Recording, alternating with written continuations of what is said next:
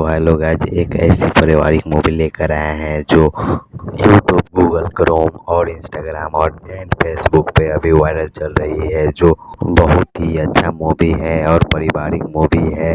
इस मूवी का नाम है मासूम हाउसवाइफ, जो अपने शादी होने के बाद ससुराल आती है तो ससुराल वाले उसको बहुत ही कष्ट दिलाकर उसको मार देते हैं और फिर से उसकी सास दो शादी कर देते हैं और तो उसकी ही आत्मा उसको रात भर परेशान कराती है, कैसे छूटती है। यह मूवी देखने के लिए लास्ट तक बने रहे। यह मूवी भी फॉर यू भोजपुरी पे आ चुकी है, जाकर देख सकते हैं, नहीं तो डिस्क्रिप्शन में दिया हुआ है, जाकर टैप कर कर आप देख सकते हैं। मूवी बहुत ही अच्छी मूवी है, जो पारिवारिक मूवी है। यह मूवी एक दिन में 9 करोड़ कमाई है और तो यह अभी यूट्यूब पर वायरल चल रही है और फेसबुक पर भी। इस मूवी में दुल्हन की सास बहुत ही खच्चर होती है।